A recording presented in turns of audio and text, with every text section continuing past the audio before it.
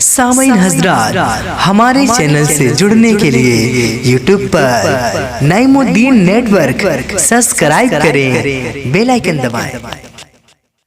मेरे रसूल पर रौनक फरोज़ बावक़ार मुअज़्ज़म मुकर्रम मुहतशम लाइक़ सदीज़ व तकरीम सादात इकराम उलमाए सुन्नत महफ़िल पाक में तशरीफ़ फरमा मोहतरम बुज़ुर्ग नौजवान साथियों, अज़ीज़ बच्चों, इस्लामी रिश्ते की फ़त्मा आप पर्दा नशीन माँ और बहनों, अस्सलामु अलैकुम व रहमतुल्लाहि व बरकातुहू। वालेकुम अस्सलाम व रहमतुल्लाहि तआला व बरकातुहू। अल्हम्दुलिल्लाहि रब्बिल आलमीन वल आक़िबतु लिल मुत्तक़ीन वस्सलातु वस्सलामु अला रसूलिहिल करीम, अम्मा बअद फ़अऊज़ु बिल्लाहि मिनश शैतानिर रजीम, बिस्मिल्लाहिर रहमानिर रहीम। या अय्युहल्लज़ीना आमनू क़ू अन्फुसकुम व अहलीकुम नारा, आमन्तु बिल्लाहि सदक़ल्लाहु मौलानल अज़ीम व सदक़ रसूलुहुन नबिय्युल उम्मिय्युल मुतीउल मुबीनुल मुईनुल करीम व नहनु अला ज़ालिका लमिनश शाहिदीन व शाकिरीन वल्हम्दुलिल्लाहि रब्बिल आलमीन। या खुदा बहरे जनाब मुस्तफ़ा इमदाद कुन, या रसूल अल्लाह अज़ बहरे खुदा इमदाद कुन, या शहीद करबला, या दाफ़िए करबो बला, गुलरुखा शहज़ादे गुलक़ुबा इमदाद कुन, गौसे आज़म बने बेसर उसामा मददे, क़िबले दी मददे, काबे ईमा मददे, बगिरदाबे बला उफ्ताद कश्ती, मदद कुन मदद कुन मदद कुन, या मुईनुद्दीन चिश्ती क़ादिरीयम नारे, या गौसे आज़म ई ज़नम, दमज़ शेख अहमद रज़ा ख़ां क़ुत्ब आलम ई ज़नम, बलग़ल उला बिकमालिही कशफ़त तुजा बिजमालिही, हसनत जमीउ ख़िसालिही, सल्लु अलैहि व आलिही। करूँ तेरे नाम पे जाँ फ़िदा, न बस एक जाँ दो जहाँ फ़िदा, दो जहाँ से भी नहीं जी भरा, करूँ क्या करोड़ों जहाँ नहीं। जिसको अपने नबी से जितनी मोहब्बत का एहसास हो, कोशिश करें उतनी ही आवाज़ के साथ रसूल और आले रसूल की बारगाह में दुरूद व सलाम की डालियाँ निछावर कर लें। पढ़ें बावाज़े बुलंद, अल्लाहुम्मा सल्ली अला सय्यिदिना व शफ़ीइना व नबिय्यिना व मौलाना मुहम्मदिन बादिल वजूदी वल करम व आलिहि व अस्हाबिहि व बारिक व सल्लिम सलातो व सलामन अलैका या रसूल अल्लाह सल्लल्लाहु तआला अलैहि वसल्लम। मैं दिली मुबारकबाद पेश करता हूँ आप तमामी हज़रात को कि आप उस सरज़मीन पर रहते हैं जिस सरज़मीन पर हुज़ूर हाफिज़ मिल्लत के फैज़ान की ठंडी ठंडी हवाएं चलती हैं। आप उस इलाक़े में सांस लेते हैं जिस इलाक़े में हाफिज़ मिल्लत के इल्मी समंदर की ठंडी ठंडी छींटें आपके जिस्म को मुअत्तर करती रहती हैं। अल्लाह ताला हमें और आपको हुज़ूर हाफिज़ मिल्लत के फैज़ान से माला माल फरमाए। यकीनन बहुत बड़ी शख्सियत, हिंदुस्तान का अज़ीम सरमाया हुज़ूर मुहद्दिस कबीर दामज़िल्लहुल आली, वो भी इसी इलाक़े से ताल्लुक़ रखने वाली शख्सियत है। अल्लाह ताला इस तरह के तमाम उलमाए किबार का साया हम सब के सरों पर तादेर कायम दायम फरमाए। अज़ीज़ान मिल्लत इस्लामिया, अराकीन कमेटी की कोशिशें मेहनतें आप देख रहे हैं। इस अजीम महफिल को सजाने में बेपनाह अनथक कोशिशें की गई और यकीनन जितनी कोशिशें अराकीन कमेटी ने इस महफिल को सजाने में की हैं, उससे ज़्यादा मोहब्बतें आपके बैठने से नज़र आ रही हैं। मैं कई चेहरे ऐसे देख रहा हूँ कि जो गर्मी और पसीने की वजह से बिल्कुल यूँ समझें शराबोर हैं, मगर फिर भी अपने आप को बैठा रखा है, संभाल रखा है। अल्लाह ताला इस कुर्बानी का बेहतर सिला अता फरमाए। और आज ये अज़मत मुस्तफ़ा कॉन्फ्रेंस अल्लाह इसके ज़रिए हर घर में हुजूर के फैज़ान को जारी व सारी फरमाए। जब तक बिके न थे तो कोई पूछता न था, जब तक बिके न थे तो कोई पूछता न था, तुमने ख़रीद कर हमें अनमोल कर दिया। मिंबर शरीफ पर बड़े बड़े लहजे आपके बैठे हुए हैं सामने। भाई नूर मुजस्सम साहब, भाई सैफ रज़ा कानपुरी, और आपके इलाके का बहुत बड़ा लहजा जिसे पूरी दुनिया एहसान शाकिर के नाम से जानती और पहचानती है। अल्हम्दुलिल्लाह ये बड़े बड़े चेहरे मौजूद हैं मिंबर शरीफ पर, और नक़ीब अहले सुन्नत की आप मेहनतें भी देख रहे हैं और बड़ी कामयाब नक़ाबत समाअत फरमा रहे हैं। थोड़ी देर के लिए हाजिर खिदमत हूँ। कोशिश ये करें कि जितनी देर सुने थोड़ा दिल लगा के सुने। ज़रूरी नहीं है कि बात बात में वाह वाह नारे लगे तो जलसा कामयाब हो। मैं कामयाबी का मयार इसको समझता हूँ कि अगर सुबह आप यहाँ से चले जाएं, कोई आपसे पूछे यार रात 2 बजे तक बैठे थे क्या मिला, तो कम से कम इतनी तब्दीली आ जानी चाहिए। नौजवान कोई भी हो तो खड़े होकर ये कह दे शाम तक गाने गाते थे, जब से जलसे से आए हैं हुजूर की नात के तराने गुनगुना रहे। बस इतना अल्लाह करे कि हमारी ज़िंदगियों में तब्दीली आए। और मैं तो ये मानता हूँ अगर इतनी बड़ी महफिल में एक दो लोगों ने भी ये अहद कर लिया कि जो बातें हमें हुजूर से मिली थी हम उन पे अमल करेंगे, तो मैं समझूंगा कि आपका बुलाना कामयाब होगा, हमारा आना कामयाब होगा। अल्लाह ताला हम सबको हक़ बोलने, हक़ सुनने और हक़ पे अमल करने की तौफ़ीक़ अता फरमाए। सारे लोग ही बरेली वाले हैं, है ना?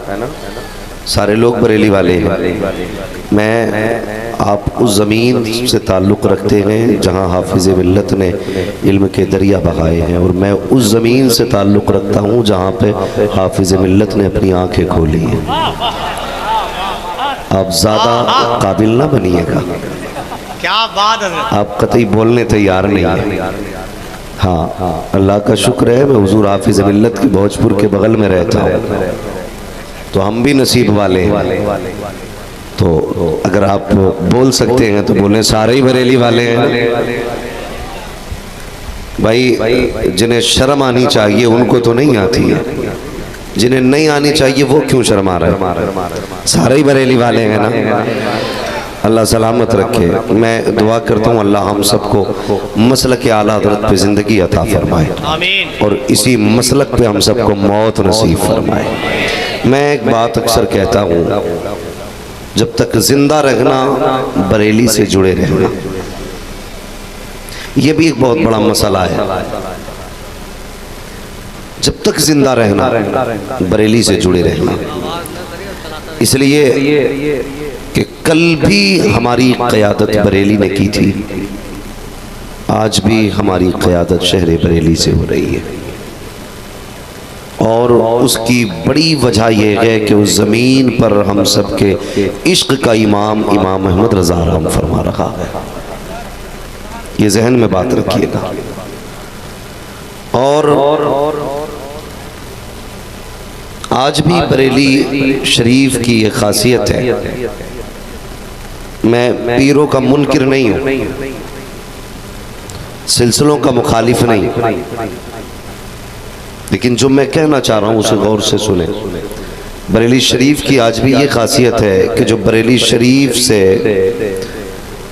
जुड़ जाता है या बरेली वालों के हाथ में हाथ दे के बैत कर लेता है, तो वो गरीब होके मर सकता है, बदअकीदा होके नहीं मर सकता है।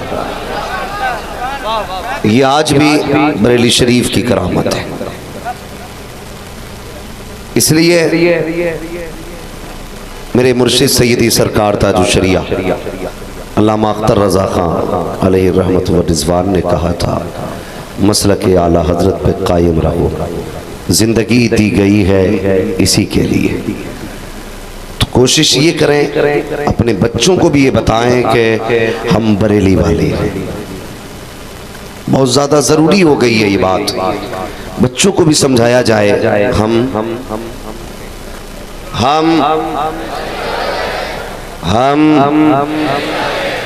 पीछे वाले क्यों नहीं बोल रहे? क्या कोई थाना भवन वाला भी बैठा है कि भाई हम बरेली वाले और ये समझाइए अपने बच्चों को भी, मोहताज होके मर जाना, गरीब होके मर जाना, अपाहिज होके मर जाना, लेकिन बरेली के गुस्ताख होके न मरना। इसलिए कि अगर बरेली से वफा करके मरोगे, भले फाके से मर जाना, लेकिन अगर बरेली के अहमद रजा की वफा दिल में होगी ना, तो फिर बरेली वाले का ऐलान सुनना। उन्होंने कहा था अख्तरे कादरी खुल्द में चल दिया, खुल्द वाहे हर कादरी के लिए। ये एक ऐलान है जन्नत में जाने का। इसलिए मेरी गुजारिश है अपने बच्चों को भी समझाएं कि हमें बरेली से वफा करनी है, और ये बरेली वाले ही का एहसान है जो जलसे हो रहे हैं। मेरा चैलेंज है उन छछुंदरों को जो आला हज़रत के नाम की अगरबत्ती की कमाई खाते हैं, इमाम अहमद रजा के नाम के पढ़े गए जलसों से बच्चे पल रहे हैं और भौंकते भी बरेली के अहमद रजा पर। अगर बरेली में अहमद रजा नहीं होते तो इतने जलसे नहीं होते। यकीन ना हो तो आप हिंदुस्तान और पाकिस्तान के बाहर जाके देखो, जहां पर इमाम अहमद रजा के असर और रसूख का मामला ना हो। यानी कि अगर मैं बात करूं तो हिंदुस्तान, पाकिस्तान, बांग्लादेश, ये जितने भी मुल्क हैं ना, इन तमाम ममालिक के अलावा आप अगर चले जाएं तो जलसे कितने होते हैं और कैसे जलसे होते हैं। आप लंदन जाके देखिए, मॉरिशस जाके देखिए, अमेरिका जाके देखिए, 20-20, 5-5 लोग जलसों में बैठे मिलते हैं। मगर ये आला हजरत का एहसान है कि हिंदुस्तान में जलसे होते हैं तो जितने और जगह सुनने वाले आते हैं, इतने हिंदुस्तान में सुनाने वाले आ जाया करते हैं। ये किसका एहसान है? इमाम अहमद रजा का। आज जो जलसे कर रहे हो ना, ये इमाम अहमद रजा की अता है, और फिर भी उन्हीं के खिलाफ बकवास करते हो। शर्म आनी चाहिए। मैं चैलेंज के साथ कहता हूँ, 7 पुश्ते नहीं, अगर 70 पुश्ते उलट पलट के देखोगे तो 70 पुश्तों में क्या, बल्कि 70 पुश्तों को इकट्ठा कर दोगे तब भी एक इमाम अहमद रजा नहीं ला सकते। तब भी एक इमाम अहमद रजा नहीं ला सकते। इसलिए कि इमाम अहमद रजा वो ज़ात है जिसने चंद घंटों में दौलतुल मक्की अता की थी। चंद घंटों में दौलतुल मक्किया जैसी किताब देकर के ईमान की हिफाजत की। तक़वियतुल ईमान का जो जद और जो पर खच्चे आला हजरत ने उड़ाए, कसम खुदा की कोई जात नहीं मिलती है दूसरी जो उनके मुकाबले की जात हो। ऐसा कलम चलाया कि आला हजरत ने, आज तक वहाबियत मुंह छुपाए घूम रही है। लोग फिर भी कहते बरेली बरेली क्यों गाते हो। मैंने आला हजरत को नहीं देखा, और ये मेरी कम नसीबी, मैंने मुफ्ती आजम को भी नहीं देखा, लेकिन ये मेरा नसीब है, मैंने उनके नवासे हुजूर ताजुल शरिया को देखा है। और उन्हें फख्र है अपनी जिंदगी पे जिन्होंने भी हुजूर ताजुल शरिया को देखा है। फख्र है उन लोगों को।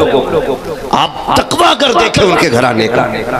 खुदा की कसम, भाई नूर मुजस्सम बैठे, हम बैठे बात कर रहे थे, हमने कहा कितनी सर्जरियां आपकी हुई, कितने ऑपरेशन हुए, कितनी बार टांके लगे, कितनी बार जख्म खोले गए, मगर एक बार भी आपने नशे का इंजेक्शन नहीं लिया। एक बार भी। मैं चैलेंज करता हूं सबको, ये जितने ताजुल शरिया की जात पे उंगली उठाने वाले गीदड़ हैं, ऑपरेशन तो क्या, एक ब्लेड लगा के देखो, नानी याद आ जाती है, लेकिन आंख का ऑपरेशन हुआ। ताजुल शरिया ने नशे का इंजेक्शन नहीं लिया, दर्द नहीं हुआ था, तकलीफ नहीं हुई थी, तो अक्ल में बात आई, नादान पूछ रहा है उनके नाम पे जख्म आए गए तो दर्द हुआ कि नहीं, चल तुझे मदीना लेके चले, चल तुझे बिलाल की तारीख पढ़ाई जाए। अल्लाह अकबर। जब तारीख को उलट पलट के देखा गया, तारीख ने मुंह पे तमाचे मारे। कब पढ़ बिलाल की तारीख, जब उनके हाथों पर तख्त के पाए रख करके मालिक लेट जाता था, फिर भी बिलाल सुबह को मुस्कुराया करते थे। पूछा जाता था बिलाल रात कैसी गुजरी है, तो कहते थे जैसी आज गुजरी है ऐसी कभी नहीं गुजरी है। इतने दर्द में भी ऐसी रात को कहते हो, ऐसी रात कभी जिंदगी गुजरी तो बिलाल ये कहते थे जब दुख होता है तो तसल्ली देने के लिए आमिना का लाल नजरों के सामने आ जाया करता। नारे तकबीर, नारे रिसालत, इश्के बिलाल। अल्लाह अकबर। पढ़ो ना तारीख। मैंने कहा मैं मुफ्ती आजम को मैंने नहीं देखा, आला हजरत को मैंने नहीं देखा, जो जिन्होंने देखा है ना इन लोगों को वो शाहिद है। हमने ताजुल शरिया को देखा है। नशे की हालत में भी क्या करते थे, कसम खुदा की, अगर ऑपरेशन चला डॉक्टर भी हैरत में रहते थे। इधर जिस्म काटा जाता, सिला जाता, मगर वो क्या कहते थे, बस वो एक एक लम्हा मुस्तफ़ा पे दरूद पढ़ा करते थे, हुजूर की नात पढ़ा करते थे। ये तकवा बरेली शरीफ का अगर नवासे का ये हाल है, फिर नाना का हाल क्या होगा? सोचो तो सही। अल्लाह अकबर। हमें फ़ख्र है इस बात पे कि हम बरेली वाले, शर्म नहीं है हमें, फ़ख्र बरेली वाले। अल्लाह ने हमें ताजुल शरिया जैसा पीर दिया, मुफ्ती आज़म जैसा हमें मुफ्ती दिया, आला हज़रत जैसा हमें मुजद्दद दिया है। ये हमारी खुशनसीबी है। मैं मुबारकबाद पेश करता हूँ उन सभी हज़रात को जो बरेली शरीफ से जुड़े हैं और जुड़े रहिएगा।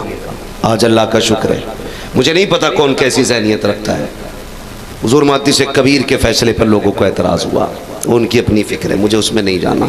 लेकिन मैं इतना जानता हूँ, सुनिएगा, जब जब इस्लाम के ख़िलाफ़ आवाज़ उठती है ना, तब तब उस आवाज़ को दबाने के लिए बरेली से आवाज़ उठती है। जब वो सारी बातें हुई ना कि वो क्या क्या पढ़ा जाना मदरसों में, तो लोगों ने दाढ़ी जुब्बे लगाने के बावजूद ना वीडियो बना के भेजी थी, लो जी हम बच गए, देखो हमने जो वंदे मातरम किया, जान बचाने के लिए लोगों ने वीडियो बना के भेजी। लेकिन मेरे मुर्शिद का शहजादा, जिसे दुनिया कायदे मिल्लत कहती है, हुजूर अरशद रज़ा ने ऐलान किया, जो दीन के खिलाफ है वो कभी नहीं किया जाएगा, जो शरीयत के खिलाफ है वो कभी नहीं किया जाएगा। लोगों ने कहा फांसी हो जाएगी, मारे जाओगे, हुकूमत से टकरा रहे हो। बरेली से आवाज आ रही थी, नादान, हुकूमत का मुकाबला करना ये नया काम नहीं है, ये पहले से होता चला आ रहा है। मुफ्ती आजम के दौर में भी हुकूमत को ललकारा गया था, आज के दौर में भी हुकूमत को ललकारा जाएगा। मामला हुकूमत का नहीं है, मामला मुस्तफा की शरीयत का है। जब भी शरीयत में बात आती है तो बरेली से आवाज उठती है। खुदा की कसम खा के कहता हूँ, जो बातिल की आंखों में आंखें डाल के शरीयत का फैसला सुना दे, उसी को सारी दुनिया कायदे मिल्लत अरशद रज़ा खान कहा करती है। वाह वाह वाह वाह। हाँ, वो ज़ात हुजूर कायदे मिल्लत की ज़ात। और ये किसका बेटा? मेरे मुर्शिद ताजुल शरिया का बेटा है। ये जुर्रत है। अल्लाह ताला बरेली वालों को सलामत रखे, आमीन। बरेली वालों को सलामत रखे। मेरी आपसे भी गुजारिश है, हम इतनी खाना जंगी में घिर चुके हैं कि आज उम्मत सिसक रही है, किसी को एहसास नहीं है हम किस मंजिल से गुजर रहे हैं, किन मराहिल से गुजर रहे हैं, हमें कुछ नहीं पता है। बस हम क्या कर रहे हैं, हमें सिर्फ अपनी अपनी पड़ी है। खुदा के वास्ते बदलो अपने आप को। जलसे कम होते हमारे, कितने जलसे होते? मेरे हिसाब से हिंदुस्तान में रोजाना हजारों जलसे होते हैं। क्यों नूर भाई? रोजाना हिंदुस्तान में हजारों जलसे होते हैं हर रात में, लेकिन कितनी तब्दीली आ रही है। क्या कर रहे हैं हम लोग? हम कसम खुदा की अगर मैं बात करूं ना तो शर्म आती है, अपने आप पे भी शर्म आती है। जाओ मार्केट में जाके देखो, जब हम तकरीर करते और सुनते हैं ना तो हम फरिश्ते बन जाते हैं, लेकिन जैसी जलसे खत्म हो जाते हैं फिर शर्म तक हमारी नजर से हट जाती है, हया का जनाजा निकल जाता है। जाओ जाकर के देखो कितनी बेगैरती बाजारों के अंदर है। तुम्हारी मेरी बेटी कलीज़े फातिमा कहलाने वाली, उसके सर पे दुपट्टा नहीं। गैरों के साथ होटलों में नाश्ता करने वाली बेटियां किसकी है? ये जो नकाब में बैठ करके अपनी इज्जतों के सौदे कर रही हैं, कौन है ये या तेरी बेटी है या मेरी बेटी है? कि नहीं वो मेरी नहीं थी, वो तो खलील की बेटी है, वो तो अब्दुल रशीद की बेटी है, वो तो नईम की बेटी, वो तो इमरान की बेटी, मेरा नहीं था वो, उसमें कुछ भी जरूरी नहीं है। अगर तेरी बेटी तब तुझे दर्द हो, ये इस्लाम का रिश्ता है। अगर एक नकाब वाली बहकती है तो पूरे इस्लाम पे कीचड़ उछलता है। क्यों नहीं समझा पा रहे अपनी बेटियों को? रात के 3 बजे एक बंदा सैयद शबात मियां को फोन करके कहता, हुजूर मेरी बेटी को आप समझाइए। रात के 3 बजे, क्या बात है? कहा कि वो गैर मुस्लिम के साथ शादी करने की जिद कर रही है। बेटी तेरी ये समझाए हम, क्यों आखिर तेरे लहजे में असर नहीं है? क्यों तेरी बात का एहसास नहीं तेरी बेटी को? तू नहीं कह सकता अपनी बेटी से? क्या तेरी बेटी की नजर में तुझसे ज्यादा हमारी अहमियत है? बेशक होगी, इसलिए कि तूने अपनी बेटी की नजर में अपनी इज्जत नहीं बनाई। आज शर्म आ रही है ना बेटी जब किसी कुमार और किसी यादव या किसी भी जात के साथ जा रही है, सब सर पकड़ के बैठे, बेटियों को कैसे रोका जाए? ये 5 मिनट में कवर होने वाली गलती नहीं है। इसे 10 दिन में कंट्रोल नहीं किया जाएगा। चैलेंज करता हूं मैं, इसे कंट्रोल करने के लिए कम से कम 18 साल चाहिए। कितने 18 क्यों चाहिए? क्योंकि बर्बाद करने में तुमने 18 साल लगाए, इसलिए इनको बचाने के लिए कम से कम 18 साल।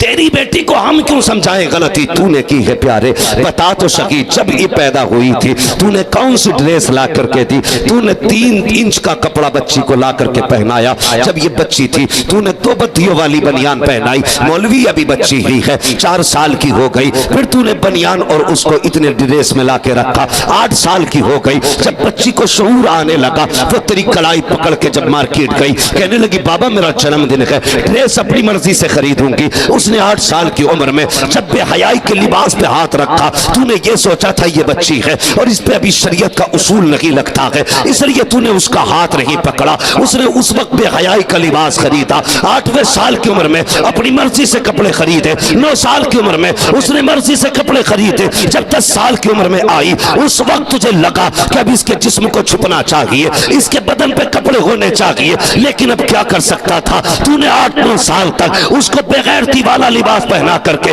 बच्ची को नंगी रहने का आदी बना दिया। अब उस बच्ची को आदत नहीं है पूरा बदन छुपाने की। सुन प्यारे, फिर 11 साल तक तू चाहता था रोक ले, लेकिन ना रोक सका। जब 13 साल की बेटी हो गई, उसके बाद तेरे हाथों से निकल गई। कल तू हाथ पकड़ के उसको मार्केट में घुमाता रहा। आज बेटी अपनी मर्जी से जाती है, कल जाने के बाद अपना बॉयफ्रेंड तलाश करती है, जागने वाला मुकर्रर करती है, फिर उसके बाद टहलती है और तुझे गैरत तक नहीं आई। और मेरे भाई, जब बेटी उसके गांव गई और एक लम्हा उसकी जिंदगी के नाम कर दिया, अब तू कह रहा है मेरी बेटी को कोई बचा ले, मेरी बेटी को कोई समझा ले।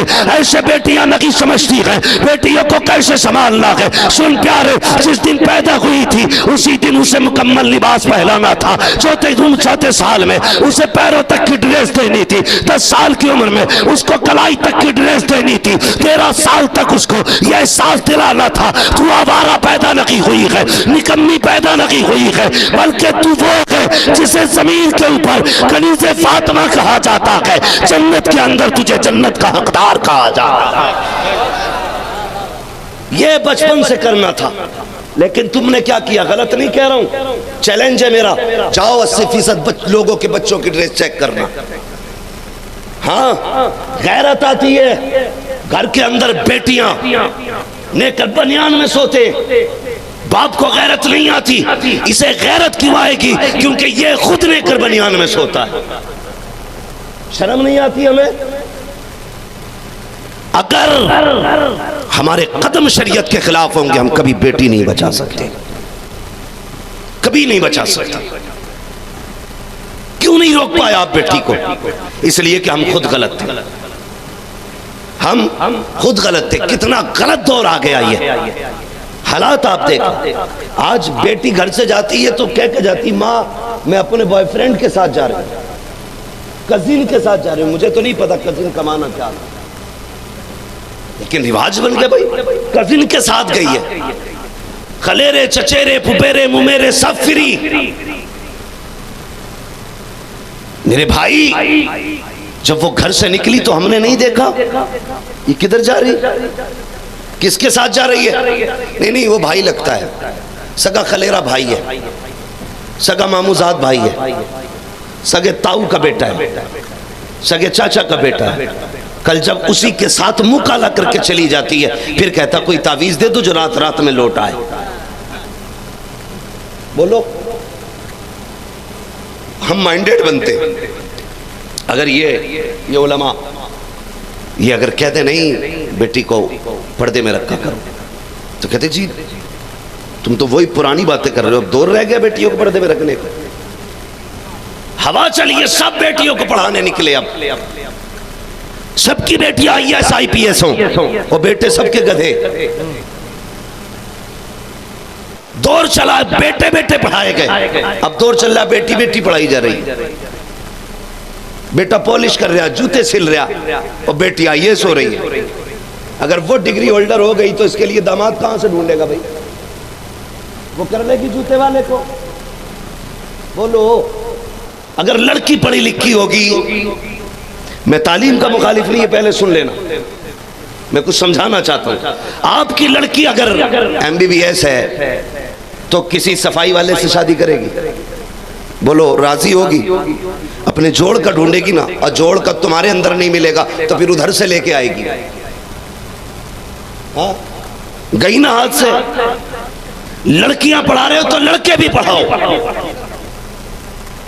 और लड़के पढ़ाते हो तो लड़कियां भी पढ़ाओ। बेटी आलिमा है तो दामाद आलिम तलाश कर। किसी घास खोदने वाले के हाथ में आलिमा का हाथ मत दे,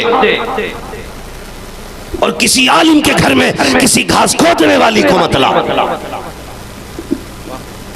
इसलिए कि जिंदगी फिर तबाह हो जाती है। अगर जिंदगी बचानी है तो जोड़ मिला।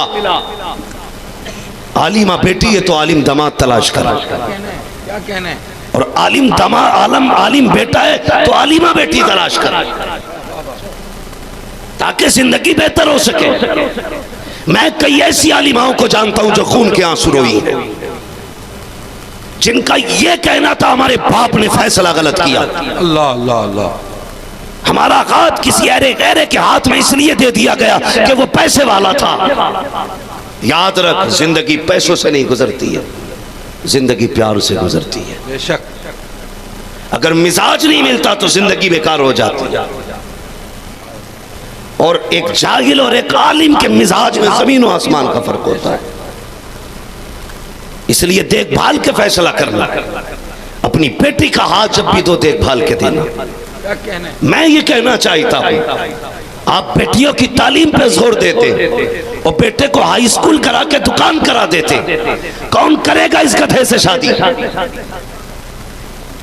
जो बेटियां काबिल हो रही हैं वो किसके हिस्से में आएंगी? आप तलाश कर डालो, जाकर के देखो। जितनी गैरों के बिस्तर पे जाके बैठ गई, कोई हाई स्कूल पास है, कोई MA BA पास है, कोई डिग्री होल्डर है, किसी ने कोई डिग्री कर रखी है, किसी ने कोई डिग्री कर रखी है। ये दावे के साथ कह सकता हूँ ऐसी कोई लड़की नहीं मिलेगी जिसे कुछ नहीं आता हो और वो किसी गैर मुस्लिम के बिस्तर पे जाके बैठ गई हो। अल्लाह अकबर। तबाही के जो दरवाजे खोले हैं, तालीम ने इस कौम को तबाह करके रख दिया है। जब से तुम्हें नशा चढ़ा गए, सर्विस सर्विस सर्विस, नौकरी का नशा जब से चढ़ा गए, तब से तुम तब बर्बाद हो गए हो। हजरत उमर फारूक आजम ने कहा था, जब तक ये कौम बिजनेस करती रहेगी उस वक्त तक ये कौम जमाने पे हुकूमत करती रहेगी। तुम नौकरी करने नहीं आए थे, जूते उठाने नहीं आए थे, हाथ बांधने नहीं आए थे, बल्कि तुम सर्विस करने की बजाय अपना बिजनेस करके जमाने पर रब की तौहीद का परचम लहराने के लिए आए। नारे तकबीर, नारे रिसालत, अज़मत मुस्तफ़ा कॉन्फ्रेंस, अंजुमन चमनिस्तान रजा, हजरत अल्लामा मुफ्ती हम्माद रजा साहब क़िबला, मसलके आला हजरत। ऐसे बाप में गैरत है, लड़की की कमाई खाने की आदत पड़ गई। ऐसे ही ससुर और दामाद पे गैरत। डिग्री होल्डर लाऊंगा, 70,000 उसकी भी और 70 मेरी भी। क्यों? तुम मर्द नहीं है, हिजड़ा है। औरत की कमाई खाने पैदा हुआ है। मर्द वो होता है जो अपने बाजू की कलाई से औरत का पेट पाले। जब से ये आग लगी है ना, हमें डिग्री होल्डर बेटी चाहिए। जनाजा निकल गया हमारी गैरत का। ना पढ़ाएं तो रिश्ते नहीं होते। हाँ, ना पढ़ाएं तो रिश्ते नहीं होते। पढ़ाने भेज रहे तो लौट के ही नहीं आ रही। गलत नहीं कह रहा हूं, लग रही होंगी कड़वी बातें। कैसे दौर में भी क्या बात कर रहा है। नहीं, मेरे हुजूर ने फरमाया था फितनों की जगहों से भी बचना, फितने की जगह से भी बचना। और तुम तो फितने में कूद पड़े। हाँ, इस्लाम तालीम का मुखालिफ नहीं, मगर याद रखिएगा हया भी कोई चीज है, पर्दा भी कोई चीज है। बेटियों को ऐसे स्कूलों में पढ़ाओ जहां बेटियों की इज्जतें महफूज हो, वाह वाह, जहां पढ़ने वाली भी बेटी हो, पढ़ाने वाली भी बेटी हो। आपकी बेटी ट्यूशन पढ़ने जा रही है, आपको पता है। आप सोच भी नहीं सकते इन गंदों की जो स्कीम और प्लानिंग है ना, जहां पे बच्चियां ट्यूशन पढ़ती हैं ना, बैठने की सिटिंग सिस्टम एकदम ऐसा बनाया गया, इधर भी लड़का इधर भी लड़का, बीच में लड़की बैठाई जाती है। और हम पता नहीं किस ख्वाब में। एक एक बेटी खो दोगे अगर नहीं संभलोगे तो आप। अल्लाह अल्लाह अल्लाह, बेटियां खो बैठोगे। अगर बेटियां बचानी है तो निजाम मुस्तफा अपनाना पड़ेगा। बेशक, हक हक। डॉक्टर इकबाल ने कहा था कि मोहम्मद से वफा तूने तो हम तेरे हैं, ये जहां चीज है क्या लोहो कलम तेरे हैं। देखो जाकर के, एक जो टेबल लगी होती है, एक टेबल पे 3 सीटें, 2 लड़कों की 1 लड़की की है। वो बेटी जिसे तूने 11 साल संभाल के पाला, आज ऐसे कुत्तों के हवाले कर दिया जहां जिंदगी और इज्जतें दोनों महफूज नहीं। कौन देखेगा इस चीज को। वो कहती मेरे बाप को एतमाद है मुझ पे। बाप कहता मेरी बेटी ये गलत नहीं करेगी। ये नजरिया अगर तू रखेगा मेरी बेटी ये गलत नहीं करेगी तो खो देगा बेटी। सुन, हुजूर ने क्या कहा था, लौ सरकत फातिमा बिन्त मोहम्मद लक़तात यदहा। अगर मेरी बेटी फातिमा भी चोरी कर ले उसके भी हाथ काटे जाएंगे। अल्लाह, ये इस्लाम है, ये निजाम है। और तुझे अपनी बेटी पे कितना एतमाद कि मेरी बेटी गलत नहीं कर सकती है, ये तेरी बेटी है। कायनात में हुजूर की बीवियों से अफजल कौन है कोई अफजल? कुरान ने ऐलान कर दिया, महबूब तेरी बीवियों की जैसी कोई औरत ही नहीं है। उनकी अजमतों का ऐलान कुरान ने किया। लेकिन सुन, हुजूर की अज़वाज बैठी हैं, वो बीवियां जिनकी तहारत में कुरान की आयतें नाज़िल हुई,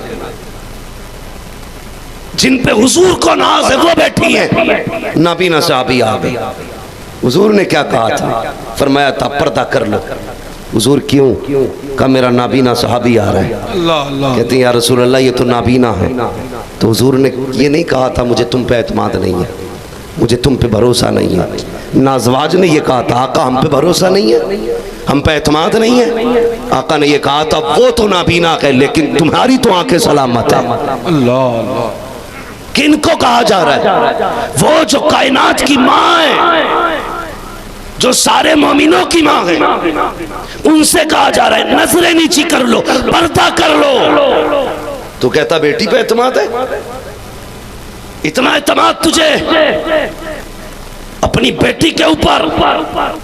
अगर कहा जाए नहीं जी मेरी बेटी विश्वासघात नहीं करेगी, पता चला अगले दिन भाग गई, हो गया काम, फिर रो रहे हो, फिर कोई नतीजा नहीं होगा।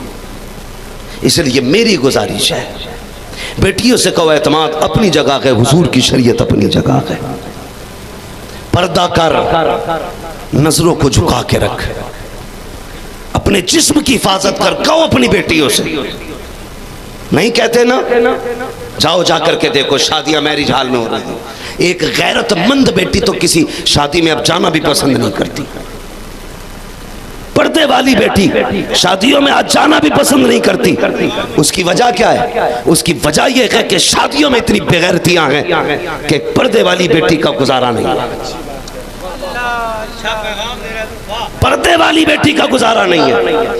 गलती हमने भी की है, न तुम सदमे हमें देते, न हम फरियाद यूं करते, न कुर्ते राजे सरवत था, न यूं रुसवाइयाँ होती। दिल के पपोले जल उठे सीने के थाग से, इस घर को आग लग गई घर के चराग से। अगर कुछ गैरत वाले लोगों ने शरीयत का पर्दा थाम रखा है, शरीयत का दामन थाम रखा है, तो कुछ बेगैरतों ने ठान रखी है हम पर्दी वालियों को बेपर्दा बना के रखेंगे, हम गैरत वालियों को बेगैरत बना के रखेंगे। वो कैसे किया जाता है सुनो, जब मैरिज हालों में शादी के लिए जाते हो, जाकर के देखा करो, जिस जगह पे मर्दों का खाना है वहीं पे औरतों का खाना है। और पर्दे वालियों से ज्यादा इज्जत उन्हें दी जाती है जिनके चुड़ैलों की तरह बाल खुले होते हैं, जिनके बदमाशों की तरह बदन खुले होते हैं, उनको ज्यादा इज्जत दी जाती है। और गैरत आनी चाहिए, गैरत। अगर तुम्हें नजर आ जाए कि कोई पर्दे वाली बेटी आई है, सब कुछ छोड़ दो, उसका ऐसे एहतराम करके दिखाओ कि हर बेटी को रश्क हो जाए और ये फैसला करे जब तक जिंदा रखूंगी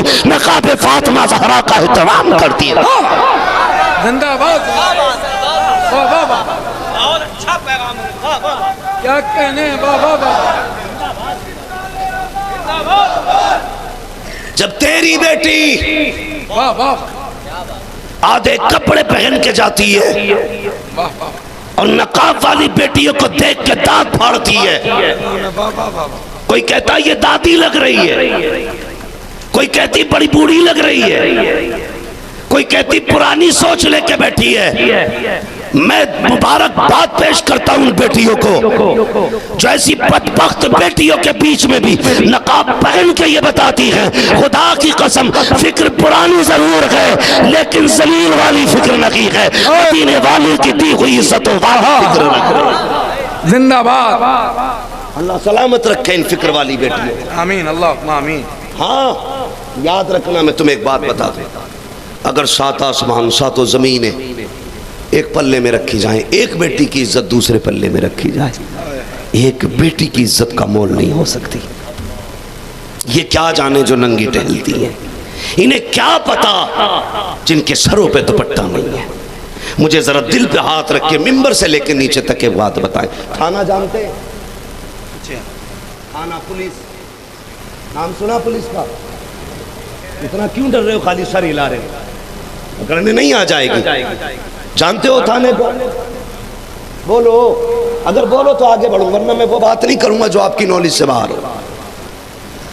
मैं देखो बहुत एक देहाती आदमी और सीधी सी गुफ्तगू जानता हूं और नॉर्मल सी बात करता हूं। जानते ना थाना, अगर कोई बंदा जुर्म कर ले, थाने से खबर आए आ जा और ना जाए, लोग पुलिस वाले पकड़ के लेके जाए तो क्या होगा फिर? सर्विस होगी कि नहीं? फिर सर हिला रहे हो आप लोग, सर्विस होगी कि नहीं? और अगर कोई अपनी मर्जी से जुर्म करने के बाद थाने चला जाए तो वही रवैया होगा जो पकड़ने के बाद होता है? नहीं ना, फर्क है। पकड़ के लाया जाता है तो फिर पता चलता है, खुद चल के आ जाता है, ठीक है आ गया भाई मुजरिम में, चल बैठ जाओ। मार नहीं होती, ये थाने का उसूल है। फिर रब की रहमत का उसूल देख, वो आज कहता है आ मेरी बारगाह में पलट के आ जा, तुम आज चले जाओ। वो कहता मैं तेरे 40 साल के गुनाह बख्श दूंगा। 80 साल भी अगर पाप किए लौटा, 2 आंसू गिरा के दिखा, फिर मेरी रहमत देख। 80 साल के बाद भी पलटेगा, रब को करीम पाएगा। ये तो अपनी मर्जी से जाना है। फिर एक दिन वो आता है कि 4 कंधों पे रख के ले जाया जाता है, 4 कंधों पे पलट के कभी अपनी मर्जी से नहीं गया। वो कहता आ जा, मैंने तुझे पकड़वा के मंगाया है, और जब मैंने पकड़ा तो सुन, फिर तू अपने कपड़े ना संभाल सका। तुझ पे पानी डाला गया, तू हिला नहीं, तेरे सतर से चादर सरक गई, थमी नहीं।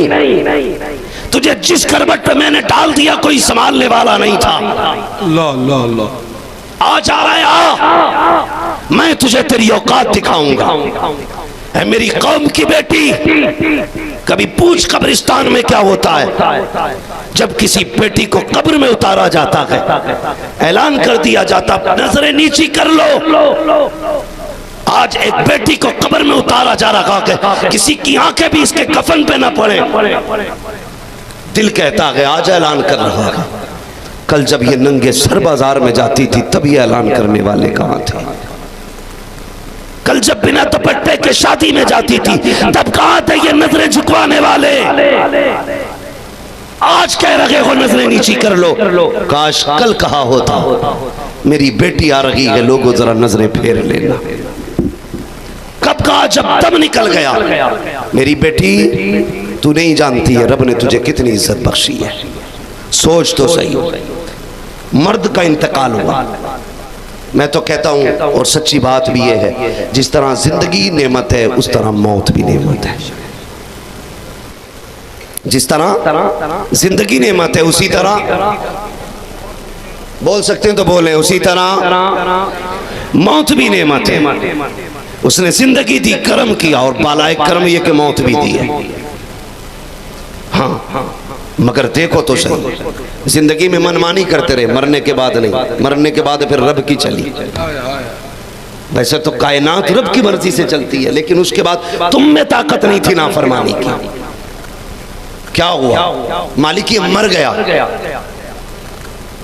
फिर इसके कपड़े उतार दे खींच के, ना आहिस्ता से काट काट के उतारना।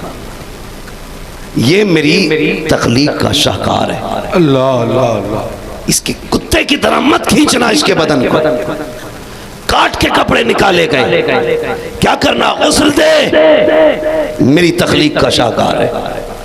संभल के नहला, झटका मत देना, कूट मसल के ना लगना, प्यार से ऐसे नहला जैसे माँ अपने लाल को सहलाते है। ये इज्जत है किसने बख्शी? रब ने। में कंधों पे उठवाया। कितना? फिर मालिक किन कपड़ों में? कहा नए कपड़े में कफन दे और अच्छा कपड़ा दे। वो कपड़ा अल्लाह अकबर। कितने देने? 3। कितने लगते हैं कपड़े कफन में? 3 के 13। कितने? 3 ही लगते हैं ना, ज्यादा तो नहीं लगते। 3 किसके कफन में? मर्द के और औरत के। भाई मैं मुबारकपुर के पास बोल रहा हूँ, इस इलाके और आजमगढ़, इस इलाके के बारे में तो ये कहा जाता है कि यहाँ की मिट्टी से भी फकाहत की खुशबू आती है। हाय हाय। हाँ, समझ रहे मेरी बात? औरत के कितने? जोर से कितने? 5 कपड़े। कितने? 5 कपड़े। मर्द को 3, औरत को 5। 2 कपड़े, सीना बंद, ओढ़नी, ये दोनों बढ़ा दी गई। क्यों? एक बेटी को इज्जत दी गई है जो पूरी जिंदगी बिना चादर के टहलती रही। रब ने कहा अब मेरे पास आ रही है ना, नंगे सर ना, सर छुपा के आना है। इसलिए कि तुझ में गैरत नहीं, तेरा रब तो गैरत वाला है। तू बेहया है, तेरा रब हया वाला है। तुझे चादर उड़ाई गई, तुझे कफन में लिटाया गया, तुझे बाइज्जत कब्र तक पहुंचाया गया। ए मेरी कौम की बेटी, आज जिंदा के तो सर पे चादर डाल ले। तुझे नहीं पता है तेरी इज्जतों को कितना संभाला गया है, तुझे कितना बाइज्जत बनाया गया है। मैं कसम खा के कह सकता हूँ लोगों, अगर बेटी को ये पता चल जाए कि हमें इज्जतें कैसे मिली है, तो शायद पूरी जिंदगी हुजूर के कदमों की और हुजूर के एहसानात की कभी भी उससे नाफरमानी नहीं कर सकती है। मेरी बेटी तेरी औकात क्या थी? आज नंगे सर करके चल के इस्लाम की धज्जियां उड़ा रखी है, कानून मुस्तफा को पसे पुश्त डाल रखी है। तुझे पता नहीं है तेरी औकात तो ये थी, पैदा होते ही तुझे जीने का अधिकार नहीं था। अगर बच जाती थी तो तुझे बाजार में बेच दिया जाता था, जवान हो जाती थी तो तुझे पैर की जूती बनाया जाता था, माँ बन जाती थी तो तेरा की बेटा तुझे दासी बना के रखता था, फिर भी बच जाती थी तो तुझे बाजार में गोलियों के दाम बेचा जाता था। आज जो इज्जतें मिल रही है ये तेरा कमाल नहीं है, ये फातिमा के बाबा का कमाल है, ये अब्दुल्ला के लख्ते जिगर का कमाल है। जब वो आए उन्होंने आके कहा था, ओ लोगों जिसने 3 बेटियों को पाला इज्जत से रुखसत कर दिया, फिक्र न करना, उसकी जन्नत की गारंटी मोहम्मद तुम्हें अता कर रहा है। नारे तकबीर। नारे रिसालत, अज़मत मुस्तफ़ा कॉन्फ्रेंस, फैज़ान ख़ानदान अहले बैत मुस्तफ़ा, दयारे हुजूर हाफिज़ मिल्लत। तवज्जो है आप लोगों की। ये बेटियों के लिए ज़रूरी है, पर्दा करें, पर्दा करें, बाप की इज्जत की फिक्र करें। मैं बेटियों से सिर्फ एक गुजारिश करूँगा, मेरी कौम की बेटी, बस इतना समझ लेना, अगर तेरी नीयत ख़राब हो या किसी की बातों में तेरा जहन भटकने लगे ना, एक बार मुड़ के अपने बाप की कुर्बानियों की तरफ देख लेना, सिर्फ एक बार, कि मेरे बाप ने कितनी मेहनत से मुझे पाला, किस तरह से मुझे बड़ा किया, मेरी कौन सी खुशी थी जो बाप ने पूरी नहीं की। उसने बुढ़ापे में लोगों की गालियां खा के मुझे पाला, धक्के उठाए, सब कुछ बर्दाश्त किया, लेकिन बेटी को नहीं छोड़ा। मेरी बेटी अपने कदम संभाल के रखना, वरना याद रख, हुजूर ने कहा था, मैंने औरतों को ज्यादा तादाद में जहन्नम में देखा है, ज्यादा तादाद में जहन्नम में। क्यों? हुजूर किस लिए? कहने लगी ये ज्यादा नाशुक्री होती है। हुजूर ने फरमाया ये ज्यादा नाशुक्री होती है, ये बहुत ज्यादा रब की नाशुक्री करती है। कैसे? अगर पूरी जिंदगी शौहर इनको खुश रखता रहे और एक मोड़ पे जिंदगी के कोई कमी हो जाए तो डायरेक्ट यही कहती, तुमने मेरे लिए किया ही क्या है, यही कहती है ना। वो बोलो जिनके तजर्बे, ये कुआरे क्यों बोल रहे पता है तुम्हें? शादीशुदा बोले, पूरी जिंदगी अगर शौहर खिदमत करता रहे, सब कुछ दे, एक दिन कोई कमी रह जाए, लड़के सीधी कहती तुमने मेरे लिए किया ही क्या है, पानी फेर दिया सब पे, हो गई नाशुक्री। बेटियों को तालीम दीन सिखाओ, बेटियों को उन्हें बताओ तेरा शौहर तेरी जन्नत है। उनसे कहो अगर ये रूठा तो फिर रब नाराज है, अगर ये राजी है तो रब राजी है। मगर हो वे कौन, कौन समझाए? अब तो बेटियां थोड़ी तोप आ रही हैं, तो निकाह होता नहीं पहले ही पहले, वो रुखसती के टाइम जब वो रोती है तो अब्बा सीने से लगा, अरे रो क्यों रही है, वो है ना इतना बड़ा फोन दिया तुझे, जरा सी परेशानी, फोन कर दिए भैया आ जाएगा, 2 मिनट में तिया पांचा कर देगा। तो भाई पहले ही चाबी भर दी उसमें घर से भेजते टाइम। अब वो जब आई है ना तो बहू बन के नहीं आई, एटम बम बन के आई। क्या बन के? नहीं देखे तुमने फटते हुए ये?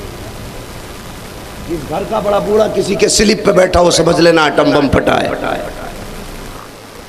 जिस घर का बड़ा बूढ़ा किसी दोपहरी में मस्जिद के पंखे चला के लेटा हो ना मस्जिद में, समझ लेना एटम बम फट चुका है। वरना जिस छत को इसने 60 साल में बनाया, इसके नीचे इसी की जगह नहीं, ये इसी एटम बम का कमाल है जो कहती है अब्बा बाहर बैठ लिया कर, घर में ही पड़ा रहता है, बुढ़ा हो गया घर में ही पड़ा है, वो किधर जाए भाई, पूरी जिंदगी इसकी बाहर गुजर गई, अब तो इसे घर में रहने दे। कहती बाहर जा, खुद ऐसी में लेटेगी और बुढ़ा तेरे मेरे मकान के आगे स्लिप के नीचे ठंडी छांव तलाश करेगा। गैरत आनी चाहिए उन बेटों को जिनकी जवानी में बाप का बुढ़ापा सुख से ना गुजरे। तो ये बम आए थे, बम ये आते ही फट गए, जब उतरी तो धमाका हुआ। सास ने कहा तेरी माँ ने क्या सिखाया था, बर्तन साफ नहीं धोए? तो कहती चुप कर, किताब लाई हूं खाना बनाने वाली, 555 खाने जहेज में चल रही है, किताब देख देख के खाना बना रही है, पता ही नहीं कौन सी मिर्च कब किधर डाल दे। अरे अब तो बस यही मसला, अगर कह दिया खाना बनाना नहीं आया, फोन करके कहती है सुनो अब्बा, ऐसा लगता है जैसे कि पाकिस्तान का जासूस इसके घर में पकड़ा गया, सुनो आज मेरी सास ने ऐसा कहा, और ताना दिया, तुम्हारा नाम लेके गाली दी। उधर बम फटा, उसने बेटा भेज दिया, जैसे आया उसने आके 3-4 गालियां बकी, दामाद ने देखा गाली बक दी मेरी माँ को, उसने कहा सुन भाई ले, तलाक तलाक तलाक तलाक, उठाओ जहेज और लेके निकल लो। अब रोता फिर रहा, कोई तरीका है लौटाने का? बेटी को 3 तलाक हो गई, 3 हुई है 30 ना हुई। हाँ काम तो 30 के किए थे, 3 हुई है, ले ताम तलाक। तो मेरे भाई जब बेटियों को रुखसत करो तो तोप बना के ना भेज, उसे बेटी बना के भेज। और वो कहे जो हुजूर ने अपनी बेटी से कहा था। फरमाया था फातिमा अब तक तुम पे मेरी फर्माबरदारी लाजिम थी, आज के बाद अली की फर्माबरदारी लाजिम है। अब तक मेरी मर्जी के बगैर कुछ नहीं कर सकती थी, अब अली की मर्जी के बगैर कुछ नहीं करना। ये कह के भेजो बेटी को, फिर देखो घर में कितना सुकून आता है। ये जो तलाक़ें हो रही हैं ना, जो जामिअतुल अशरफिया के दारुल इफ्ता में जाके 80% तलाक के मसले मिलेंगे। हाँ, हमारी मीटिंग है, हमारी जमात है, इसलाह कराते हम कौम में समझौते कराते कराते थक गई, लेकिन तलाक़ें कम नहीं हो रही, धड़ाधड़ हो रही है। वजह क्या है? मिजाज नहीं मिल रही। ये इसलिए मेरी गुजारिश है बेटियों को भेजे तो ये सोच के और ये कह के भेजा करें, बेटी तेरा गुजारा तेरे शोहर के दम से है, उसी के दरवाजे से है। कितना अजीब दौर आ गया है आज। लोग कहते हैं हमने तरक्की की है, कितनी तरक्की की कि यहाँ बैठे हुए अमेरिका बात कर लेते हैं, अमेरिका वाला इंडिया वाले को देख लेता है, दुनिया के किसी कोने का बंदा किसी कोने को 1 मिनट में देख सकता है, हर किसी को नेट के जरिए देखा जा सकता है। कहा हमने तरक्की की है। मैंने कहा अच्छा ये तरक्की है? कहा हाँ, उसके बावजूद भी तलाक़ें घरों जा रहे हैं, तुम इसे तरक्की कहते हो। तरक्की ये नहीं, तरक्की कल के दौर में थी, जब बेटी रुखसत होती थी बाप कान में मुंह रख के कहता था बेटी जब दुल्हन के लिबास में जा रही है उस घर से तभी निकलना जब कफन पहन ले, वरना उससे पहले रिश्ता मत तोड़ देना। यह कह के बाप बेटियों को रुखसत करता था। तारीख गवाह है, बेटियों ने शोहर के बगैर जिंदगी एक चौखट पे बैठ के काट दी, लेकिन बाप की जबान नहीं पलटी थी, इसलिए कि बाप ये कह के भेजता था ए मेरी बेटी तेरी इज्जत में मेरी इज्जत है, अगर तेरा कदम बह गया कोई तुझे नहीं कहेगा, तेरे बाप की पगड़ी पे बात आएगी, मेरी परवरिश पे बात आएगी। ये कह के बेटियां भेजी जाती थी। तारीख उठा करके देखो, खुदा की कसम लोग कहते हैं कल हम तरक्की पे थे, आज तरक्की पर नहीं है, लेकिन सच्चाई भी यही है कल का दौर जो था वो इतना बेहतर था कि दुश्मनियां थी, दिलों में मैल लगी था, नाराजगियां थी, दिलों में कदूरत नहीं थी, झगड़े होते थे, मना लेते थे, रूठते थे, राजी हो जाते थे, हसद और बुग़्ज़ नहीं था। आज सब कुछ है, सुकून नहीं है। खुदा की कसम वो किसी ने कहा था वो अंधेरा ही भला था कि कदम राह पे थे, रोशनी लाई है मंजिल से बहुत दूर। वाह वाह वाह वाह, बहुत अच्छा है। बदलो अपने आप को बहुत अच्छा, और बेटियों को वो तालीम दो जो हुजूर ने अपनी बेटी को दी। वाह, देंगे इंशाअल्लाह। जब तक बाप नहीं सुधरेंगे बेटी नहीं सुधरेगी। बेटी को संवारने के लिए माँ बाप को संवरना पड़ेगा। और बुरा ना मानिएगा, मैं कड़वी बात कह जाऊं, ये घर की बात है, कह दूं भागोगे तो नहीं उठ के। बेटियों के बिगाड़ने में 90% माँ का हाथ होता है।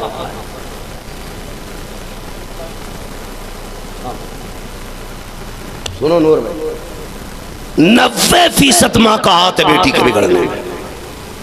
क्यों? इसलिए कि जब बेटी ने गलती की तो ऐसा नहीं माँ को पता ना चले, सबसे पहले माँ को पता चलता है। जब बेटी का कदम बहके तो किसे पता चलता है? बोलो अगर गूंगे नहीं हो तो माँ को पता चलता है। वो कहती है सुन ना सुधरी तो तेरे बाप से कह दूंगी। वो कह देती ठीक है अम्मा आज के बाद गलती नहीं होगी। फिर गलती हुई, फिर माँ ने कहा ना मानी, कहा एक बार और, फिर तीसरी बार नंबर ही नहीं आता, काम तमाम। एक बात कान खोल के सुने और सारे बहुत गौर से सुने, मुल्क वजीर के बगैर नहीं चलता है। मुल्क बादशाह के बगैर, सारे बोले बादशाह के बगैर नहीं चलता। और बादशाह मुल्क देखने कभी नहीं जाता, उस पर नजर उसके वजीर की होती है।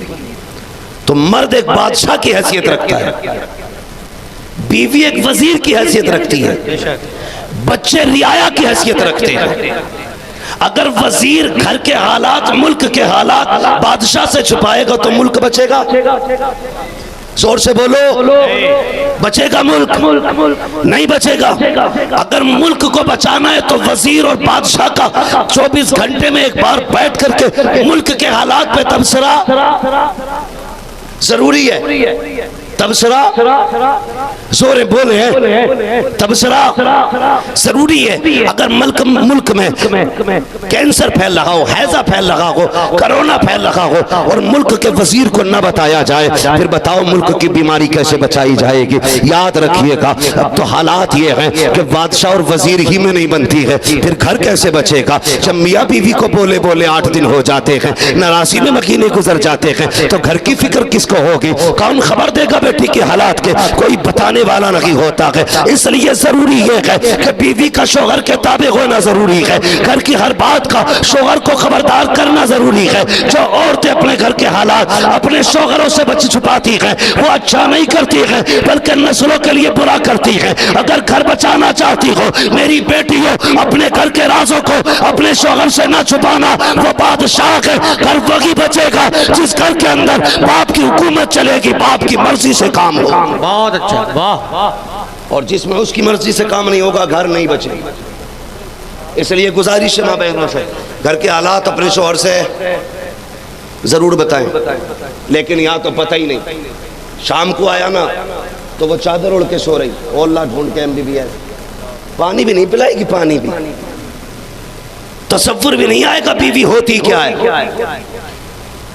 फायदा तो बड़ी बात, बीवी का तसव्वुर भी नहीं आएगा जिंदगी में। आया थका हारा मजदूरी से, वो उससे पहले सो गई।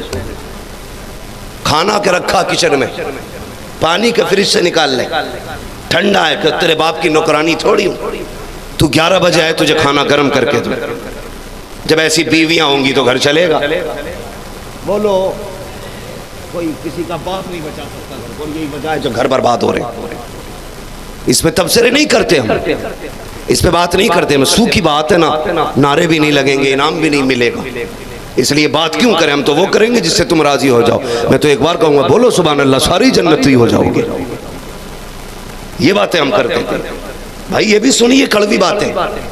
ऐसी औरतें देख के लाए जो पानी तक पिलाने की रवादार नहीं, तो फिर शोहर और बीवी का मिजाज कैसे मिलेगा? ए मेरी बहन, सिर्फ तू ही औरत नहीं, तारीख में एक औरत को खदीजा भी कहा जाता है।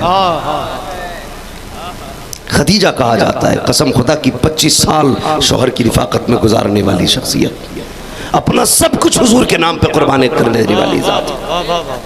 देख कैसी होती है बीवी, सीख खदीजतुल कुबरा से कि शोहर के साथ कैसा रवैया। मेरे हुजूर फरमाते 25 साल मैंने खदीजा के साथ गुजारे, लेकिन कभी रात और दिन में दरवाजा बजाना नहीं पड़ा, कभी आवाज नहीं देनी पड़ी। हुजूर फरमाते मैं चौखट पे आता था, मेरी खदीजा पहले आके खड़ी हो जाती थी, मेरे आने से पहले कुंजी खुल जाती थी। मैंने कहा खदीजा ये बता, मेरे आने से पहले तुझे कैसे पता चल जाता है? तो मुस्कुरा के कहती, हबीब आप पहले वाली चौराहे पे होते हो, मकान से पहले वाले मोड़ पे आप वहां होते हो, आपकी खुशबू आपसे पहले मेरी नाक में आ जाती है। ये जिंदगी। हुजूर एक दिन तशरीफ लाए, सुनना फ्रिज में ऑर्डर देने वाली किचन में रखा है, ये भी कहने वाली सुन बीवी और शोहर का रिश्ता क्या है। अल्लाह अकबर। शोहर भी कान खोल के सुने, बहुत गौर के साथ। तुम भी बाहर से आते हो, यारों के साथ पार्टी की, होटलों में खाया, दुकानों पे चाय पी, घर में घुसे, कुत्ते की तरह मुंह बनाया, अकेले मुंह लटकाया, खाए चले आए। उससे एक बार भी नहीं पूछा जो सुबह से तेरा इंतजार कर रही थी, जिसका ये शौक था वो आएंगे तो खाऊंगी, वो आएंगे तब खाना खाया जाएगा। तूने एक बार भी उससे झूठे मुंह तक नहीं कहा कि तू भी खा ले। तुम भी जरा सुनना और बेटियां भी सुने। अल्लाह अकबर। हुजूर तशरीफ लाए, सरकार के चेहरे पे खून के निशानात थे। हजरत खदीजतुल कुबरा ने हुजूर का इस्तकबाल किया, सरकार बैठे, खदीजतुल कुबरा ने दुपट्टा संभाला, हुजूर के चेहरे के जख्म और खून साफ करके कहने लगी, लगता है कौम ने फिर पत्थर मारे हैं। उसके बाद हुजूर के आगे बैठी हुई हैं। आका फरमाते मेरी खदीजा का एक पैर फैला हुआ था, दूसरा सिमटा हुआ पैर था। कहते हैं जो पैर सिमटा हुआ था, मेरी खदीजा ने उसके नीचे से प्याला निकाला, निकालने के बाद प्याले में मैंने देखा चंद बोटियां हैं।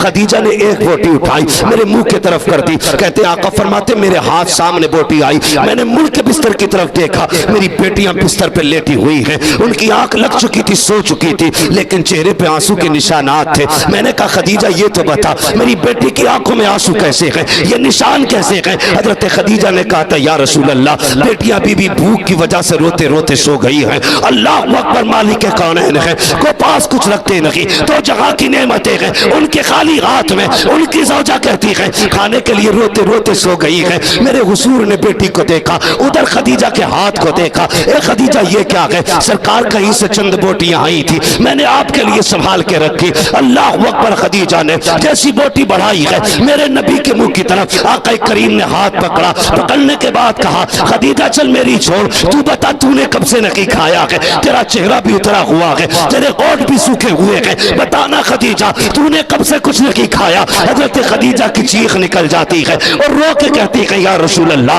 अगर भूख की वजह से मेरी बेटियों को कुछ हो गया तो सिर्फ खदीजा का नुकसान होगा, अगर मुझे कुछ हो गया सिर्फ मेरा नुकसान होगा। महबूब अगर भूख की वजह से आपको कुछ हो गया सिर्फ खदीजा का नुकसान नहीं होगा, सिर्फ रुकैया का नुकसान नहीं होगा, सिर्फ ज़ैनब का नुकसान नहीं है, उम्मे कुलसूम का नुकसान नहीं है, सिर्फ फातिमा का नुकसान नहीं है, अगर आपको कुछ हो गया सारी कायनात का नुकसान हो जाएगा। या रसूल अल्लाह, हमारे जैसी तो बेशुमार आ सकती है लेकिन तेरे जैसा तेरे बाद कोई नहीं आ सकता।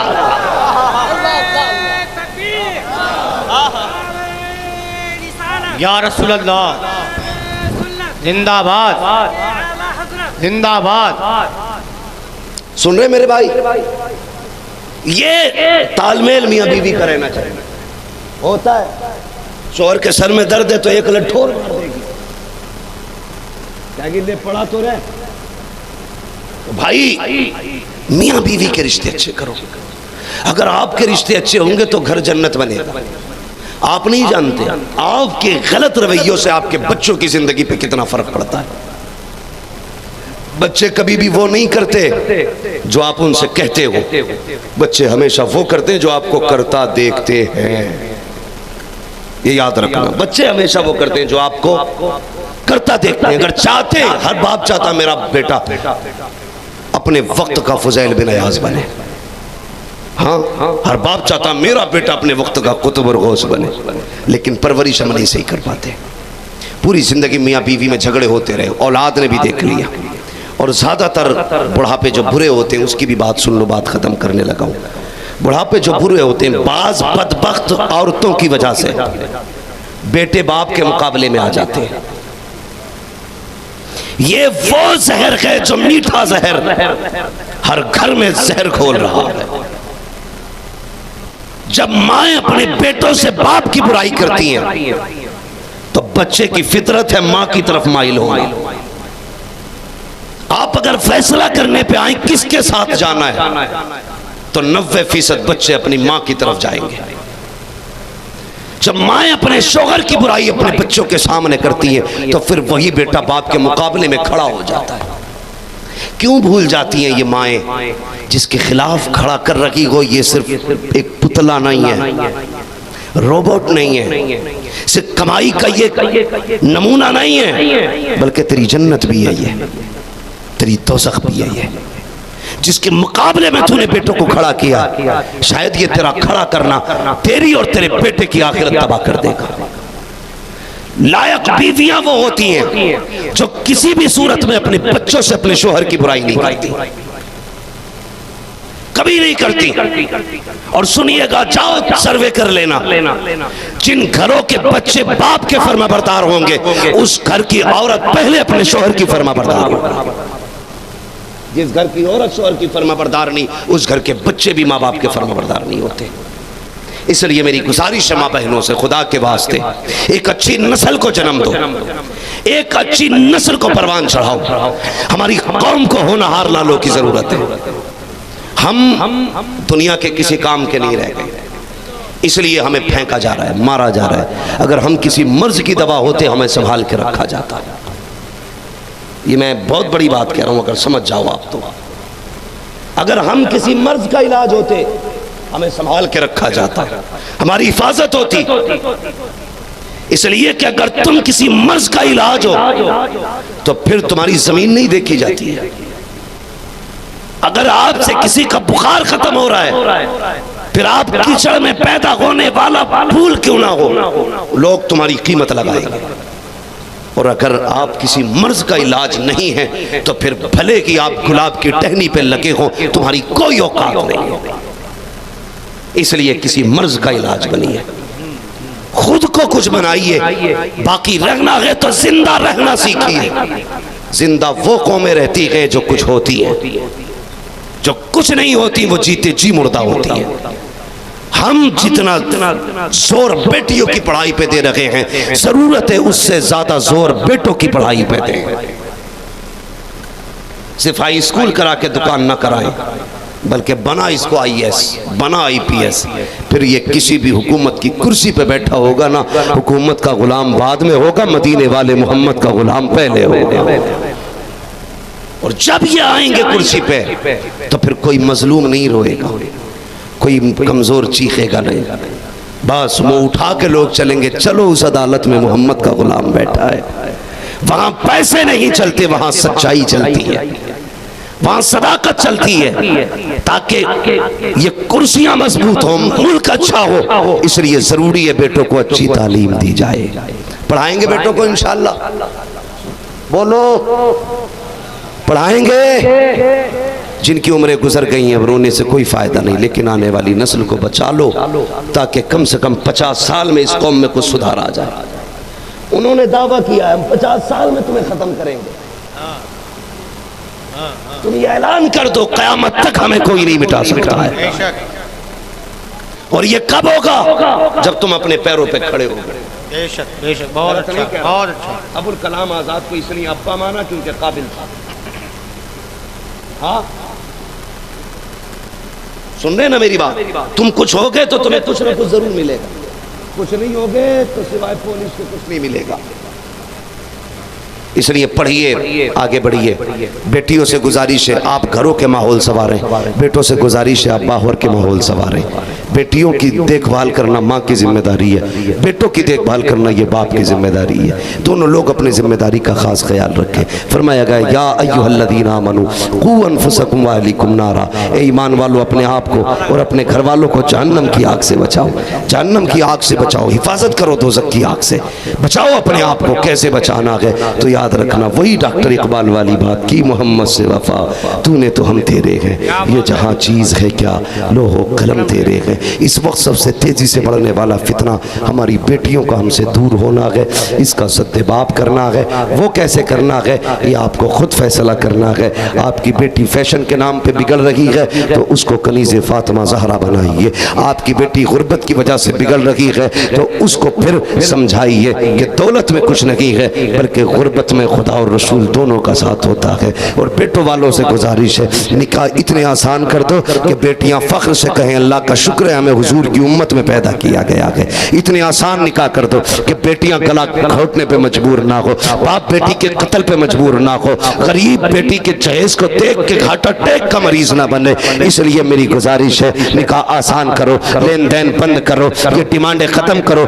10 लाख कुत्ते बन के जो मांग रहे हो, इंसान के औलाद बनो, इंसान की, कुत्ते की औलाद ना बनो। हड्डियों पे ना बिको, बल्कि अपने बाजुओं से कमा के उनका पेट पालो, दूसरे की कमाई पे ना मरो। तुम्हें खुदा का वास्ता निकाह आसान करो, शादियां आसान करो, इतनी आसान कर दो हर गरीब की उम्मीद बढ़ाए, हर कमजोर बेटी ये ख्वाब देखने लगे अब उम्मीद है मेरा भी निकाह होगा। हर गरीब बाप की बेटी सोचने लगे अब मेरे भी हाथ पीले होंगे।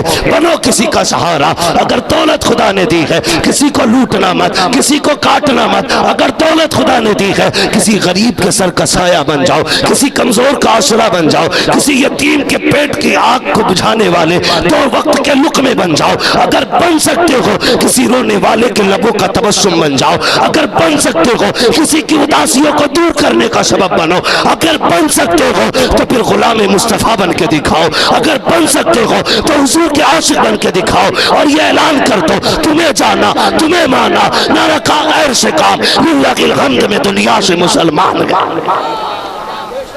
बस जो हुए अगलात उनको माफ फरमाए रब्बे कायनात। जिंदगी ने दिया साथ, फिर होगी मुलाकात। चमन रहा फूल खिलेंगे, जिंदगी रही फिर मिलेंगे। मुसाफिर है हम भी, मुसाफिर हो तुम भी, किसी मोड़ पर फिर मुलाकात होगी। फकीरान आए सदा कर चले, सदा खुश रहो ये दुआ कर चले। सारे लोग कलमा शरीफ पढ़ लीजिए, ला इलाहा, और जोर से ला इलाहा इल्लल्लाहु मुहम्मदुर रसूलुल्लाह व मा अलैना इल्लल बलाग। अस्तगफिरुल्लाह रब्बी मिन कुल्लि ज़ंबिन व अतूबु इलैह।